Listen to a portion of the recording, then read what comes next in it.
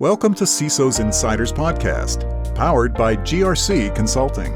In this podcast, we'll be interviewing leading CISOs and security leaders in the industry for light, eye-level conversations. Here, they share advice and tips, talk about their biggest accomplishments and failures, favorite drinks, key influencers, and much more. We encourage you to walk away with at least one insight that will help you better yourself or your business. Thank you for joining us, and we hope you enjoyed today's episode. For more content, please check us out on social media. Business. Welcome, everybody. Today I will be speaking to Wes Spencer. Wes is actually a nationally recognized technology innovator and cybersecurity expert. He has served as a senior executive and advisor for Fortune 500 to venture capitalist-backed startups, and was awarded the 2020 Cybersecurity Educator of the Year by the Cybersecurity Excellence Awards. He is dynamic and frequently requested professional conference speaker. He also has some nice, amusing videos online. I encourage everybody to watch some of them. He also served on multiple advisory committees with distinguished organizations such as American Bankers, Sentinel-1, FS ISAC. He currently serves on the Department of Homeland Security AIS, and is active in the STIX working group to continue and driving automation standard into the threat intelligence sharing and community. I think by profession, Wes is the CISO of Perch Security. He's also the co-founder, which is that's a unique position, and I'm hoping we can gain a lot of insights from Wes. And having given like a very, I would say, rudimentary introduction, and probably I butchered some of it, maybe you could step in and introduce yourself, Wes. Yeah, so Ben, thanks for having me on. And I think you got the most important part. I like to make funny videos on LinkedIn, especially, and also on YouTube. I spend probably more time than I should on that. But yeah, so hey, my name is Wes, and I think you got all that other stuff right. I am definitely have been in security for a really long time. I'm very, very passionate about it, and really especially passionate, Ben, about just communicating cybersecurity concepts towards everybody, whether you come from a cybersecurity background or not, because we all know in this age, it's really, really important that we do have a conduit and a way to communicate and bring cybersecurity and its strategy all the way into the boardroom. It shouldn't just be, the nerds and the neckbeards talking about security. So yeah, so really glad to be with you, and thanks for having me. Yeah, it's my pleasure, and thank you for taking the time. I know everybody's very busy nowadays. I usually like to start off with a couple of icebreaker questions. If you're willing to share, could you tell us about your marital status? Yeah, so happily married, thankfully. I've got a wife and 4 kids, and stay pretty busy, especially with the pandemic. We can sometimes have a noisy house, but yep, I stay busy with that. And located in Tampa, Florida, so we try to hit the beach as much as we possibly can as well. Yeah. Yeah, nice. I think the Florida beaches are much more accommodating than the California beaches. I know here we have like giant waves and killer waves, and the ocean is freezing. I'm assuming, from what I remember, the ocean in Florida is a bit nicer. Yeah, it's good for kids for sure. Yep. You're not really going to surf very much unless a hurricane's coming in. But yeah, other than that, it's nice. Great. And what would you say your favorite drink is? Man, so I was thinking about this. I'll go with 2. So I am a fan of like sparkling waters. I've always got one of these, and it seemed like in the old days, Ben, you had like one variety, and now I go to the store and there's like a whole shelf full of every different flavor, and so I'm always picking a different one. But I love those. On the other side of the house, though, I'm actually from Kentucky, so in the U.S. So if you're not familiar with Kentucky, it's sort of the home of bourbon, and so Bourbon, I yeah. am. Yes, I'm a huge bourbon fan. Right over in the other room, I've got a big shelf. I'm a collector more than I'm a drinker, actually. But I love an old fashioned. That is definitely my favorite go-to drink. Yeah, so I'm actually a single malt kind of guy, but I did start to experiment with several bourbons lately. Yeah. Yeah, and I had to learn about the difference. I'm not sure I know the difference I don't know like that too anyone well. truly knows the difference. Yeah. Yeah, I think it's based out of rye instead of barley, I want to say, but I'm not sure. Yeah. Yeah, so bourbon has to be 51% corn or more. It has to be at least in the mash bill, and then it has to be aged for 3 years in charred new oak barrels. That's another rule. Has to be made in the U.S. A lot of people think it has to be made in Kentucky, but that's not true. Has to be in the U.S. I think there's a couple other rules to it as well. But as far as like the barley and rye and wheat mixes, you can play with those, but it has to be 51% corn. Okay. Okay. I guess you learn something new every day. So that's right. If you learn nothing else on the podcast, at least that, and I probably Yeah. missed some other details, but yeah. Okay, let's dive right in. So as I told you, I'm gonna run you through a series of questions, and basically the main goal here is to allow some insight for our listeners into the minds of the CISO, learning more about the path that led them to that specific role, like obstacles along the way, best resources, and and we'll talk a bit about vendor management as well, because I know this is a big issue. But let's get started. What's the one thing you wish you'd known before you began your career? I went into security because as a kid I was very curious by nature, and this is before internet was just emerging. I'm very unique in that I remember pre-internet and post-internet. You're probably the same age as well, Ben. Is not a lot of people really. Yeah. My kids today just growing up with it. The iPad always has internet wherever they go, and I grew up, the days before computers had it and the days after. And so I was naturally curious as a kid and was, played around like Sub 7 and NetBus and a lot of those hack tools growing up, and never really saw anything wrong with any of that. And, for me, I went into cybersecurity for the same reason, like, oh, technical is so fun. I want to like do more hacking stuff. And what I didn't realize was security. I wish I had known much more about the interpersonal side. Like there's too many cybersecurity people that are so extremely technical, they can't communicate. And that's why they're always relegated down in the organization and don't typically get the buy-in and the support that they need. And so I've only learned that over the past maybe 5 or 6 years of my career. And I wish I'd known that from the beginning, because I think that's a really important differentiator that's missing from a lot of security professionals. Mm-hmm. And would you say, this is just a follow-up question about this, would you say that the market is matured in a way that, from what I remember, at some point, information security, what was called cybersecurity, but when it was still called information security, it was considered as you said, as very technical, very network based and network oriented. At some point, there was a shift around application security when folks started to figure out that that's where most of the vulnerabilities lie. But at some point, it became more of a business challenge. And actually, I think nowadays, that's my perspective. I'm not sure if I'm correct on that. I think nowadays it's more of a business position.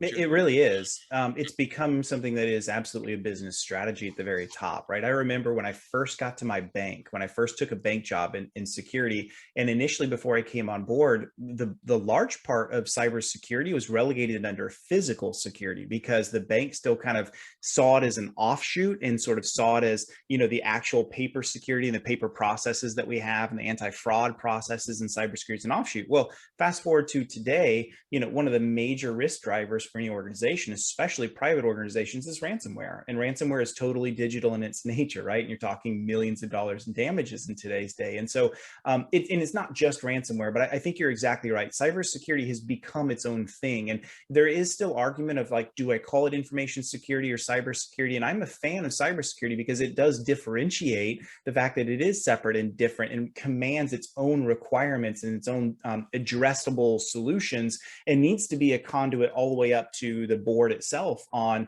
is a view of risk of how we're handling and dealing with all of this inside the organization. It's become separate in and of itself, and it needs to be that way for sure. Yeah, and we'll touch a bit more about that in one of the following questions. But for now, I always like to ask the esteemed people I interview, like I'm trying to understand more about the path, and in my personal experience, like you learn a lot from failures.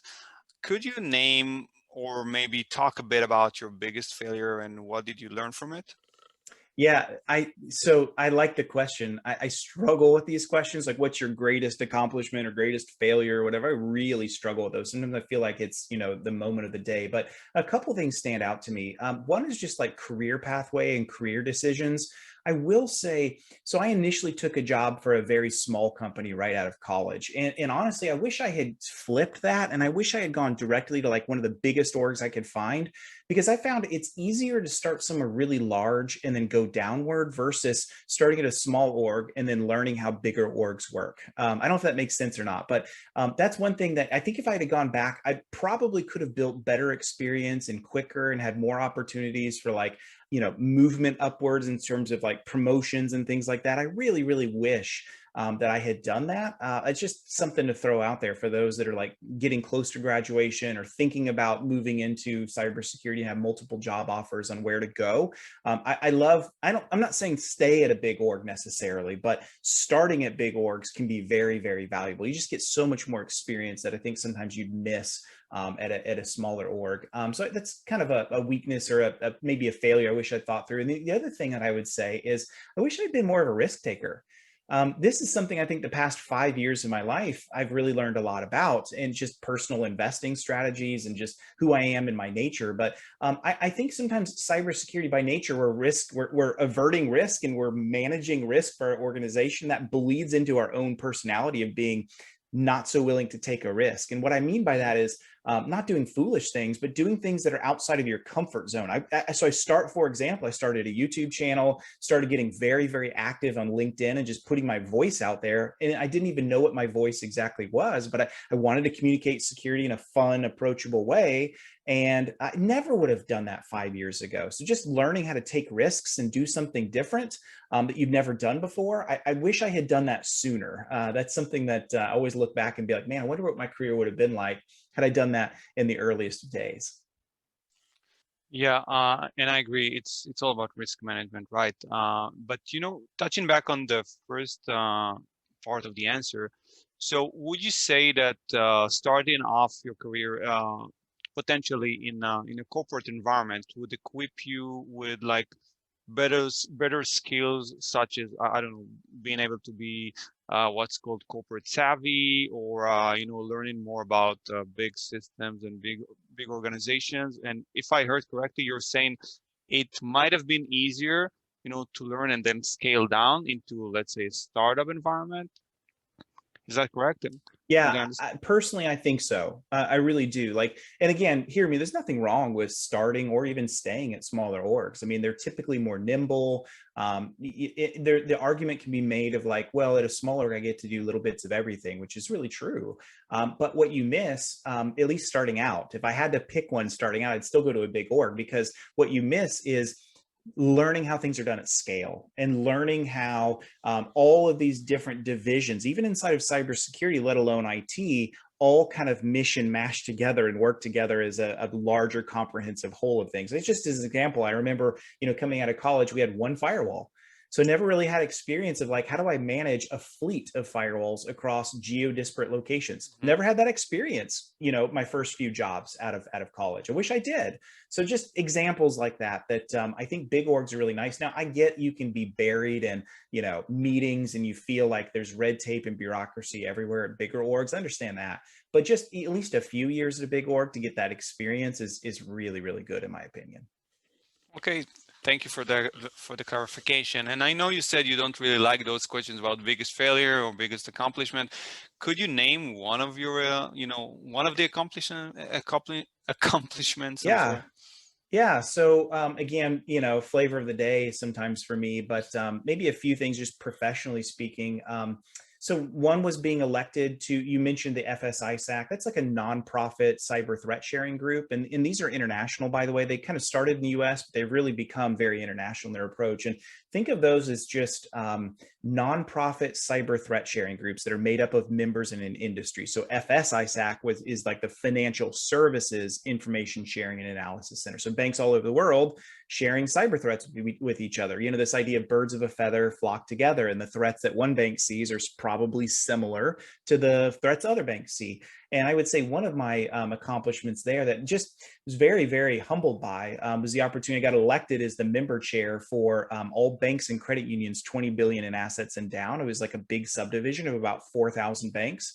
And that was a huge leadership opportunity and position that I was elected for, and was really one of the key kind of trajectories in my career that really built so many other things. And the only way that happened was less about me and more about just being collaborative with peers and having great conversations and networking and building trust relationships and helping others in their journey that paid dividends back, because when those election cycles were open, a number of people nominated me and they said, we'd love for you to lead. And so, to me, that was a really, really big deal. There's probably other things I can point to, but I'd say over the past 5 years, that's probably one of the greatest.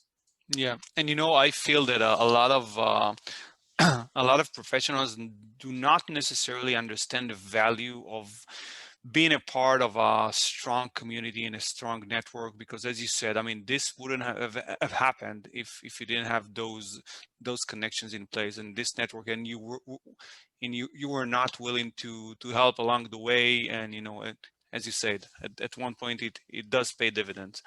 Yeah.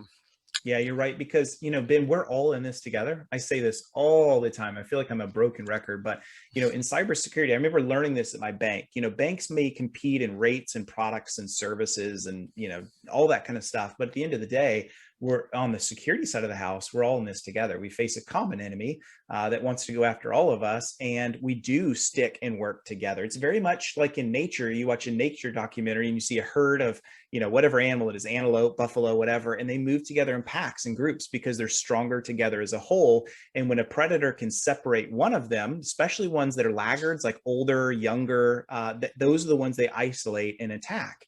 And we've seen in nature, we stick together. And I think in cybersecurity, there's a lesson learned for us in that the more we stick together and work together in a group mentality, the stronger we all are. Okay. And I'm wondering what would be the answer to my next question, but because I think you've answered it, but you provide two different answers. So the question is, what advice would you give someone wanting to pursue a career similar to yours? Now, I think I know the answer, but I would like to, Yeah. to hear. So I would say, so I get asked that question a lot, and it's a great one. One of those things is you have to understand who you are as a person. What are you bent towards? What do you really, really, really like? I'll run into some cybersecurity people and they're like, look, all I ever want to do is sit behind a chair and write code and do like AppSec and dev work, or, I want to do pen testing or whatever it may be. And then you have others that are like, no, I want to lead. I want to be out front. I want to, get into a managerial position. I want to be a CISO like you one day. I think regardless of where you want to go in that trajectory, one of the things that's important for security people is having a technical background. We have way too many people in security that, and I'm not calling out anyone in specific, but just box checking, right? Just what does the Excel spreadsheet say? I got to check that box without any critical thinking. And so I believe no matter who you are, coming from a technical background as you get into cybersecurity is really, really important. Whether you want to stay technical or not, that's my big piece of advice is go do and learn something technical. Like even today, I do technical things. I did last week. I spent time on some deep fake algorithms, been very interested in how deep fakes work. And so I've got a couple algorithms, I got a training set, and I'm running a couple of different videos. I actually did a very poor LinkedIn video last week on that. But I try to stay technical, even though my job is very non-technical, because it keeps my skills up and it keeps me relevant and it keeps that command and understanding of the industry that I don't want to lose. And so that's a big piece that I would recommend to anyone is get technical and learn some technical things, regardless of where you want your career to go. Mm-hmm. Okay, and thank you for that. And I know you've held a few positions, and there's always the tension between CISOs reporting to leadership as opposed to CISOs reporting to an IT function such as the CIO or CTO. What are your thoughts on that? Yeah, so I have some very, very strong thoughts on it. So I don't think I'll ever be a CISO ever again where I report to a CIO. That's a hard and fast rule for me personally. I'm not saying that it can't be done. There are situations where it can be done if you have a CIO that ultimately doesn't just say that they care about security, but it needs to be in the job role and responsibilities as well. Like, if that CIO has KPIs of like, hey, we want to make sure this year your incentive package is based upon 0 breaches. If your organization has a breach, your incentive package is out the door. Like, you could do things like that that would make me feel like that CIO has skin in the game. But most of the time, it's not that way, is it?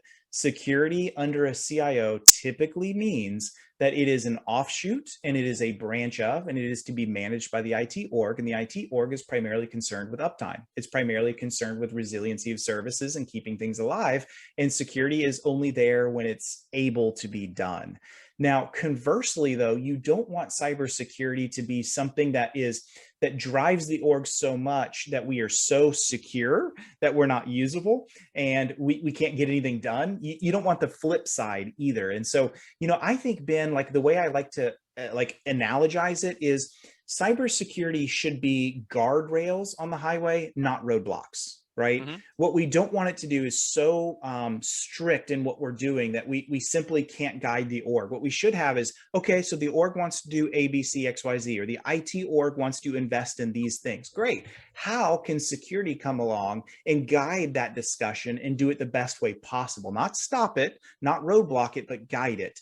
Those are things I think are really, really important for us. And so I typically think, just to say it, if a CISO reports to a CIO, you're just going to run into those conflicts of interest. And you're even seeing that, at least here in the US where I'm familiar, you're even seeing that in like banking regulations. You talk to regulators and they begin to have a very keen eye on the security people reporting up through IT. And I will tell you, when most banks hit roughly around $1 billion in assets, you will see the banking regulators say no more. We want to see the security people at least report to like audit or risk, or even ideally to the CEO, and then have a direct conduit up to the board. And so you're even seeing that in regulatory circles in the US and probably other countries as well. But for all of those reasons. Mm-hmm. Okay, thank you. That was very insightful.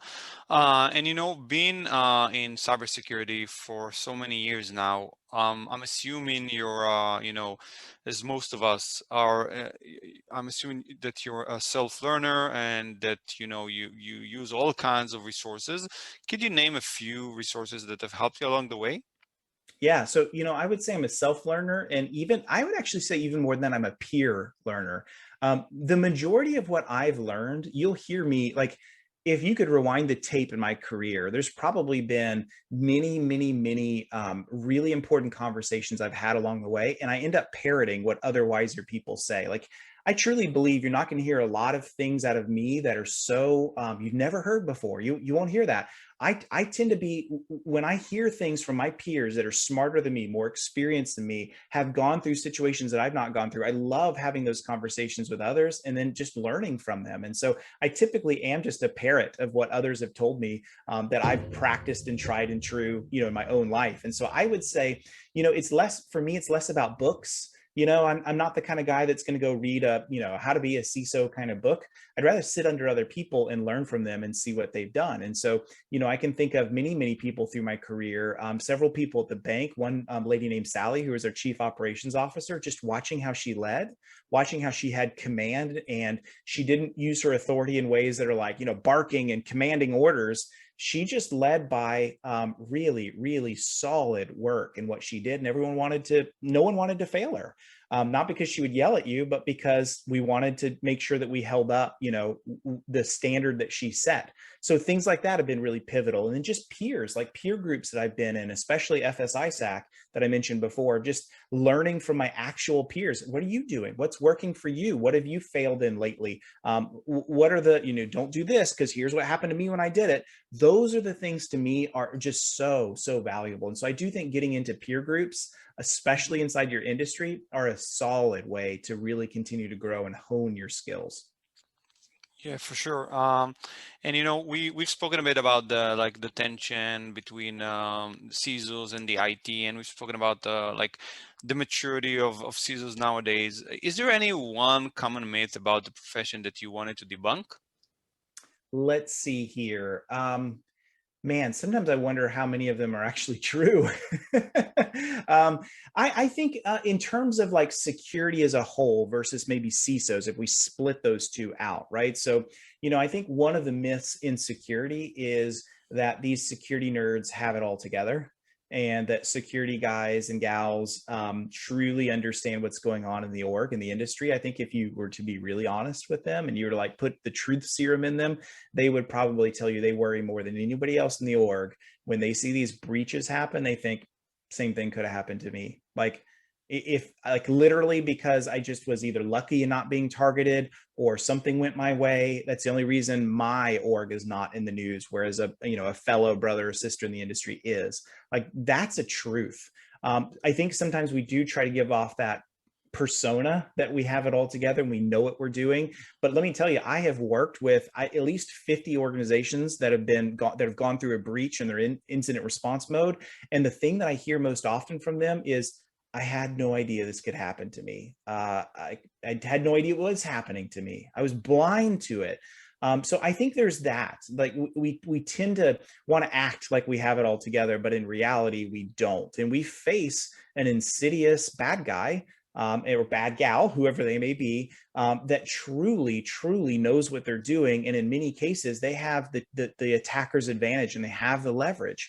And so I just, I think there's some myth there that sometimes we security people have it all together and then our mouths go agape when I can't believe that happened to that org. How could that have happened to them? And unfortunately, I don't think that's great. And I'm not saying we should have a defeatist mentality, but I do think this, something I preach a lot, is this idea of assumed breach mentality, of like talking to your organization like, hey, if we haven't had a breach yet, it's coming. Let's stop thinking about how do we ensure we never get hit by something and start thinking about resiliency to say, when it happens, how do I respond to it in a way that I can eliminate and reduce that risk when it does happen? Yeah. Correct. I totally agree with that. And my next question is about the main concerns of a CISO nowadays. Would you say that the previous answer does this as well, or did you want to add here? Well, it's an offshoot of all of that, right? It's sort of this idea of my number one job as a CISO is having the real conversations with my board to truly communicate where we're at from a risk perspective, right? Like, it is not about, I got to get a budget for a new firewall, or I need to get approval for new EDR, or whatever it may be. That's not the job and the role of the CISO. The CISO's role is to communicate risk and to truly make sure that from the strategy side of the house, they've got the buy-in and the support that they need to be able to address those risks and continue to handle them and mitigate them and address them and even accept some risks where they lie.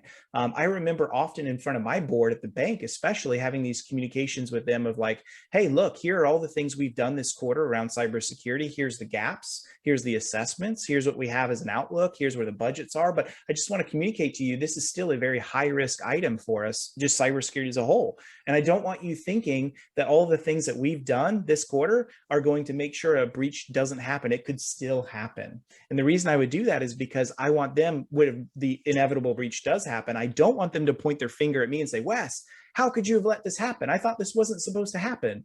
That's the role of the CISO, is to manage that expectation and communicate it through risk. Yeah, and I think it's very different nowadays if you compare it to, let's say, 10, 15 years ago. Yes. When board and leadership were not as integrated into the risks aspect of information security or cybersecurity. I mean, this is my personal opinion, right? But I think back then they were regarding information security as as an IT issue, and assuming yeah, we have a new firewall in place, so we should be good, right? We just did a pen test, so we should be covered. And yeah, I think I think that difference between setting up taking some security initiatives and doing some activities, as opposed to having a security program or a compliance that integrate compliance and cybersecurity risks. I think that's where and at some point leadership understood that they were under the gun as well, especially with with SOX and all kinds of regulations. I think that initially drove the change. That's my interpretation. Agreed. Very much agreed. Okay. Could you share a bit about your daily routine? Yeah. So, today my routine's changed a little bit. So I am always concerned because I work for a software company, and you look at some of the things that have happened in software, especially of late. Like you look at the SolarWinds breach, and you look at how the supply chain was. SolarWinds was sort of the central avenue, vector of attack for a massive supply chain breach.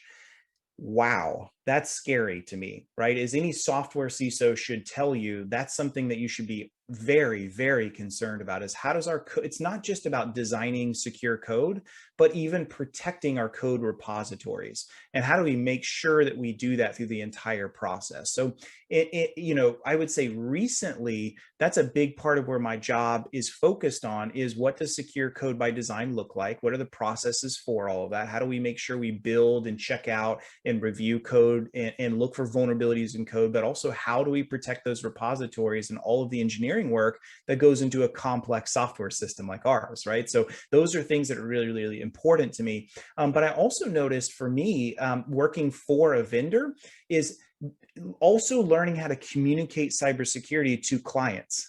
That has become something that I think I very much enjoyed. And it's even an extension of what we're doing today is I love these conversations about security because it's always my hope that somebody that's less technical listens to some of this and says, whoa, I've learned some new things. I've learned some questions to ask, and I've learned some things to look at for my own organization to help my organization be more secure. I think that's what it really is all about. And we need more security practitioners that do have the mouth and the desire to go out to the community around them and communicate how important all of this is. So that's where I spend a lot of my time. Mm-hmm. Putting yourself in the shoes of a vendor, what's the commitment that you make for yourself not to ever do? What a great question that I would never do. Okay, here's Yeah. something. So I don't care where I work. It won't be there forever. So for me, my name and my reputation matters much more than a quick dollar. Does that make sense? Yeah. And so sometimes, let me pick on vendors for a minute. I think I'm more qualified to do this than most because I work for a vendor. Vendors are very prone to making these egregious statements filled with marketing and buzzwords that mean nothing and they communicate nothing other than, like I mentioned before, this idea that we've got it all together and we don't. And then the breach happens. Everyone's like, what happened?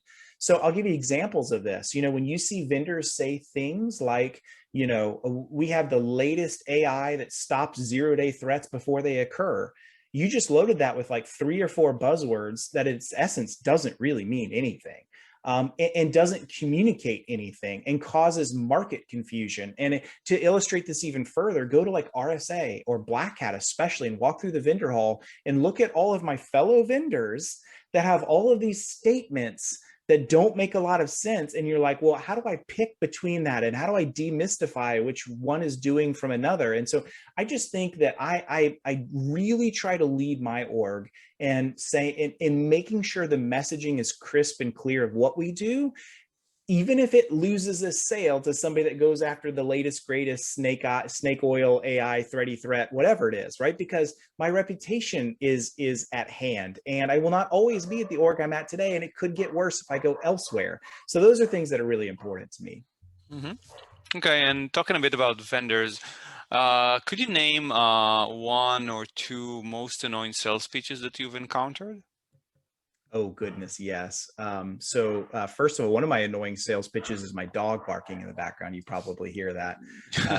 Yeah. Let's see, but that's 2021, right, for us. Okay, a few things I could think of. So oftentimes untargeted sales pitches that come in on LinkedIn. They don't, sometimes I can tell they don't even put a modicum of like research into me of like why this might be a solution that works for them.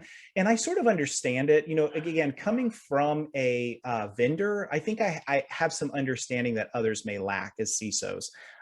These poor salespeople, they've got to get quota. They've got to, so they're casting a wide net. They'd rather cast a wide net and catch only one and lose 1,000 or 20,000 or 50,000. Yeah. That's the nature and reality for them. But what that means for us is we get these untargeted pitches that mean nothing, that just waste my time, that are really, really aggravating to me and really say nothing. And so I think, And so, for these salespeople that are casting this like really wide net, it is aggravating to us to receive these things that, I'll get a pitch that comes in and they'll ask me something about, hey, again, going back to that conversation about lots of buzzwords, how are you stopping 0-day threats with our, with you look at our solution, it does, something no one's ever done before. And I'm like, well, I don't know.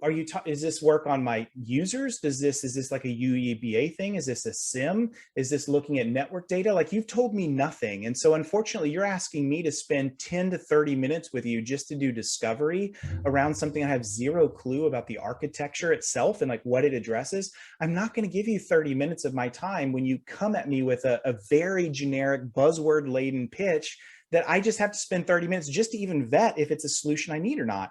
So what I would coach salespeople to do is treat security people like the humans they are. And it's fine if you want to talk about competitive differentiators and use a few buzzwords in there, but talk specifically about what it is. What category are you in? What are you competing against? What are you solving for specifically? Even a few sentences like that will go a really long way in commanding a CISO's attention. Mm-hmm. Okay. And can you share what it is that you are looking for in a vendor then? Good question. I think again, it depends on, what kind of gaps or things we're trying to solve for at the time, right? Like going back to, like I mentioned before, secure code design and, making sure like what's happening in our GitHub repos, all that kind of stuff. To me, that was a solution that we were very, very, like if I had someone come to me with a solution of like, hey, look, all of your cloud data, and not just like I mentioned before, like UEBA or like, like a tool that would just crawl through like data classification. I don't mean that, but I mean like a tool that would specifically give me better guidance into the code we're writing, vulnerabilities that may exist there. And then on top of that, understanding configuration management in the cloud as a comprehensive ecosystem could be really useful to me because we're a nimble small company. And so, I can't spend a ton of time in doing all that by hand. It needs to be very, very automated for me. So that's something that, I think would be important in this age of pandemic. Cloud and configuration management and CASB kind of stuff is really, really, really important because I don't think we're not going to see our users migrate back as much as we've ever had into like on-prem resources anymore. I mean, cloud is the future for sure. Mm-hmm. Okay, and working with your peers and colleagues, and you have a vast network, are there any specific CISOs that you look up to? Yeah, there's quite a few that I really look up to. So, and some of them aren't CISOs per se. They're just others like security researchers. Like there's a bunch on Twitter that I'll follow, like like Malware Jake. Several of the folks that are pretty popular, like Dark Reading. I do read Dark Reading quite a bit, and I've even produced some articles for them. I like them a lot. Obviously, Brian Krebs. I'm always following Brian Krebs, and he calls his brother from another mother, Chris Krebs, who ran CISA for a while, the U.S. federal government cybersecurity agency. Follow both of the Krebs quite a bit, and really respect what they have to say. And I'm in some trust circles where there's some others, and I'm not sure that many of them would want me to say their names. So maybe I'll leave that alone. But multiple banking CISOs that are out there that I do still follow and communicate with quite a bit. And I've just found LinkedIn and Twitter are probably two of the best places for me to go to just continue to keep my ear to the ground of what's going on in the world around me from other thought leaders. Mm-hmm. Okay, and thank you for that. Is there any way, I want to be respectful of your time. So before we wrap this up with a couple of quick questions, is there any way our listeners and potentially vendors can connect with you in a non-intrusive manner online? Yeah, sure. So, at the risk of a sales pitch back to me, but I'm okay with that, right? I totally, like I said, I understand that world. So probably the two best places to stay in touch with me are LinkedIn. Just search for me, Wes Spencer. I'll come right up. Would love to connect with you there for sure. And the other one is I'm actually very active in YouTube of all places. So you can just go to YouTube/Wes Spencer and you'll find me there as well. And I do a lot of stuff around like cybersecurity, around cryptocurrency, believe it or not. I'm very, very interested in crypto. We haven't even talked about that in this interview. And then also just being an entrepreneur. So those are probably the two best platforms that I communicate in the most. Okay, and actually I have an off-script question here. Is there any way that you feel that you've been an entrepreneur has helped you fulfill your role of a CISO? Is there any, are there any commonalities, any, uh, yeah, basically any commonalities? So there are. So again, CISOs, one thing that they typically lack is the high level business strategy. What is it like to run a company? And being an entrepreneur has taught me, as I've built multiple companies ground up. So I understand how they think. I understand like revenue projections and sales targets. I understand the regulatory things that are in place around all of the things that make a business tick, and understanding business strategy ultimately to get your company profitable, going from $0 into profitability. Those are things a board cares about. Now, cybersecurity is critical to that, because a lack of cybersecurity can just shipwreck all of that. But I think a lot of CISOs miss that idea of what it takes and what the board is thinking of, not just about cybersecurity, but the entire company. How do I keep this company alive? And how do I build it and grow it and generate revenue, and all of the things that happen there? So yes, I actually think there's a huge correlation between the two.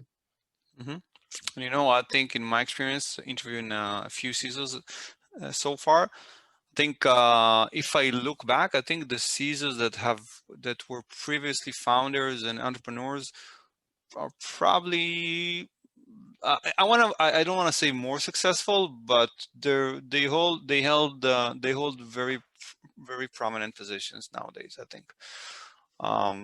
Okay. Is there any like single most important thing to you in your career? Here's one that I haven't mentioned, but I've gotten kind of close to it. Never burn bridges. Never, never, never, never burn bridges. Everybody will have somebody that does you wrong at some point in your career, maybe multiple people at the same time. Never burn bridges. You never know in a connection that you could have burned through saying something to them, and getting that anger off your chest, and ruining a relationship. You never know how that damages you in the future. And so I am a big believer of never, ever, ever burn bridges. I'm not saying don't have tough conversations. I think CISOs have to learn what it is, what a tough conversation is all about, and to communicate clearly what your expectations are. And even when someone doesn't quite meet those for you, but never, never burn bridges. That is a big thing that's been successful for me. And I hope everyone listening, I hope I'm not listening to someone that says, well, Wes burned a bridge with me. I sure hope not. But I am a true believer in that. Never burn bridges, continue to find ways to make things work. And even if they don't, sometimes speaking your mind, it might feel good for the short term, but it'll cause more damage long term. So that's just a big piece of advice I've lived by. It's worked well for me. Okay, thank you. And before we end this podcast, just a quick couple of questions. If you had unlimited funds, what would you do with your life? I love that question. I've thought about this many, many, many times. I think I would trade between some things, right? One is I'd love to just travel all over. I'd probably start with getting an RV and just traveling the US. Then when that's over, then start traveling the world and hit up, a whole bunch of places, just meet people I've never met, experience things I've never experienced, try foods I've never tried before. I think that'd be a lot of fun. The other thing I think would be a lot of fun. So I have young kids and I'm always reading to them like kids books. I think it'd be a lot of fun to be an author. I try not to take myself too seriously. I'm always kind of joking and playing around. And even on like LinkedIn, I try not to be too serious. So I think it'd be a lot of fun to like try my hand at even being a kids author and spending some time like doing some fun kids books. My dad and I talk about that all the time, some silly things we would we talk about. So I think that'd be a lot of fun as well. And then maybe the third thing would just be involved in like charities and helping other people. I do a lot of that. And I can tell you, when you do something like that and you're helping others for their benefit and you really get nothing out of it yourself, there's something energizing about that and gives you a meaning and passion inside of all of that. So those are probably some things that I can think of that mean a lot to me. Okay, thank you for that. And just a final question. Is there anything that you've read or listened to lately that has inspired you and you want to share? Good question. Again, these are the hard ones for me. So lately, I'll come back to one thing I mentioned before at the very beginning of all of this interview, which has been very fun, by the way, is A colleague of mine, Ryan Weeks, who's the CISO at a company called Datto, a publicly traded company, has really been parading that idea of like an assume breach mentality and what does cyber resilience look like, and really describing that really, really well. And I've really taken hold of that as well with Ryan, and understanding, it truly, I think this age of breaches has taught us, if there's one thing we need to know, it is the assume breach mentality is real. And therefore, we should be talking about cyber resilience. It's less about cyber security, so to speak, and more about what does resilience look like, and not just resilience to prevent the attack, but resilience to recover and restore from an attack when it happens. So maybe that'd be the big thing I'd point out that very recently has been very impactful to me. Okay, thank you for that. And let me take this opportunity to thank you for taking the time and joining me in this episode of CISOs Insiders. It has been a pleasure talking with you, Wes, and hopefully we could have many more conversations in the future, and maybe even at some point in time meet in person, although that seems a bit unlikely now, but at some point I think this could happen. I agree. Ben, thank you so much for having me on. This has been a lot of fun. Same. Thank you.